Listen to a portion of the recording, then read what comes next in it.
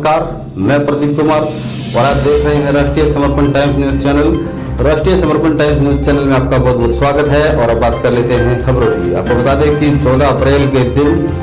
पूरे देश भर में बड़े ही हर्षोल्लास से बाबा साहब डॉक्टर भीमराव अम्बेडकर की जयंती मनाई जाती थी। चाहे फिर वो राजनीतिक पार्टी बीएसपी हो या फिर बाबा साहब को मानने वाले उनके सामाजिक संगठनों के लोग, तमाम तरीके से बाबा साहब की जो जयंती है वो 14 अप्रैल को मनाई जाती थी। लेकिन अब की बार पूरे देश भर में लॉकडाउन लगा हुआ है। धारा 144 सभी जिलों में लगी है और इसी के चलते जो है अब की बार डॉक्टर बाबा साहब भीमराव अम्बेडकर जी की जो जयंती है वो एक अलग तरीके से मनाई गई। आपको बता दें कि बात करें बहादुरगढ़ की, तो बहादुरगढ़ में बहुजन समाज पार्टी के रोहतक के जोन प्रभारी श्री आजाद चोपड़ा जी के द्वारा अब की बार जो अम्बेडकर जयंती है वो अपने घरों में रहकर मनाई गई और उन्होंने हरियाणा की जनता को एक संदेश दिया किस तरह से बाबा साहब की जयंती मनानी चाहिए, किस तरह से क्या व्यवस्था इस लॉकडाउन के समय में करनी चाहिए। आइए दिखाते हैं आपको आजाद सिंह चोपड़ा ने, जो कि बसपा पार्टी के रोहतक जोन के प्रभारी हैं, उन्होंने क्या कुछ कहा। सबसे पहले मैं बाबा साहब की 129वीं जयंती के उपलक्ष्य में सभी देशवासियों को हार्दिक शुभकामनाएं देता हूं। और इसको जो मनाने का जो तरीका है, आज सुबह ही बहन कुमारी महादेव जी का जो लाइव टेलीकास्ट आया उसमें बहन जी ने भी ये आदेश दिया कि हर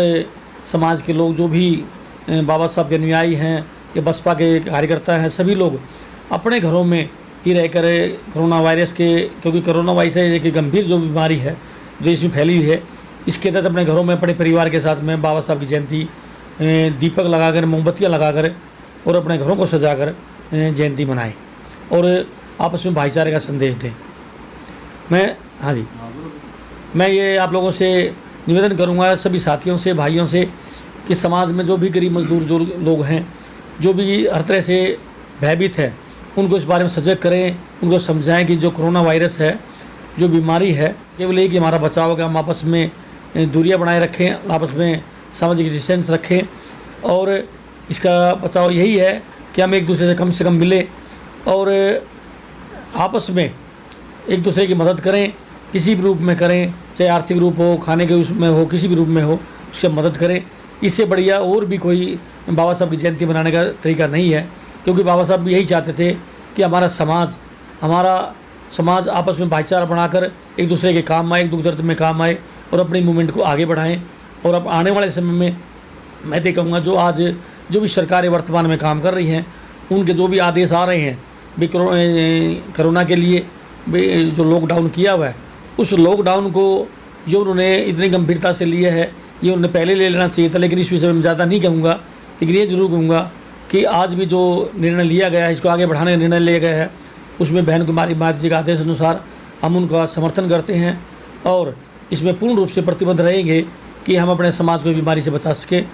और आने वाले समय में मैं तो ये कहूँगा हमें पूरी उम्मीद है कि जिस तरह की आज लॉकडाउन में लोग इसका पालन कर रहे हैं, मुझे पूरा यकीन है हमारा देश इससे गंभीर बीमारी से बहुत जल्दी ही आगे निकलेगा।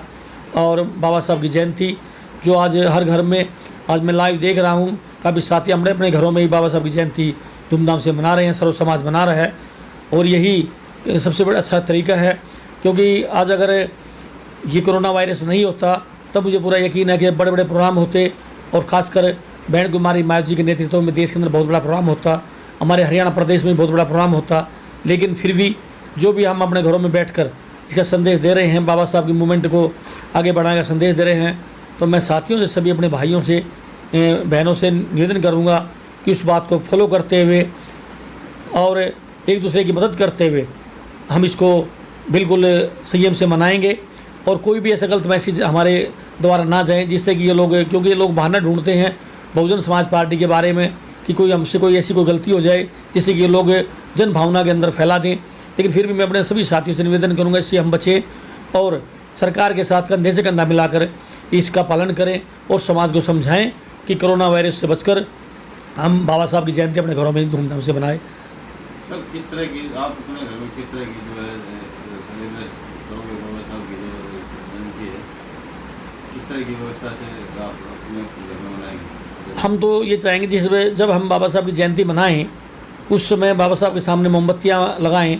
मैं तो ये कहूँगा कि उस पर खाने का अरेंजमेंट भी ना किसी तरह किया जाए, क्योंकि इसमें भी कुछ संभावनाएं ज़्यादा बनी रहती हैं। इसलिए ना केक काटा जाए अब की बार, ना कुछ, क्योंकि जब मनाना ही है, जब आगे फॉलो करना ही है बीमारी से बचाव के लिए, तो हमें अपने आप को बचाना है। तो हमने ये अब की बार ये चीज़ें नहीं करनी है। केक वगैरह काटने का जो कार्यक्रम वो रद्द करना है, खाने कुछ कार्यक्रम रद्द करना है, बल्कि जो भी बनाना अपने परिवार के लिए बनाना है। किसी बाहर के साथी में, पड़ोस में किसी भी तरह कोई बंटवारा नहीं करना है अपने खाने का, क्योंकि किसी को कुछ भी अगर बाय द वे हो सकता है, कोई भी कारण कुछ भी हो, लेकिन ये ऐसा ना हो कि भी हमारे ऊपर, हमारी पार्टी के कार्यकर्ताओं के ऊपर कोई बात आए। इसलिए मैं तो चाहूँगा अपने अपने घरों के अंदर ही केवल जो भी अपने परिवार में जो आप आम चीज़ बनाते हैं अपने परिवार में बनाकर खाएं, और बाबा साहब की मूवमेंट को खुशी के साथ मनाएं जन्मदिन को, और उस पर पंचशील का उच्चारण करें, और बाबा साहब के जो बुद्ध धम्म की जो होती उसको हम उच्चारण करके लोगों को बताएं, परिवार को बताएं, और बाबा साहब की जीवनी भी इसमें पढ़े। तो मैं तो चाहूँगा इससे बढ़िया और कोई भी तरीका बाबा साहब की जयंती मनाने का नहीं हो सकता।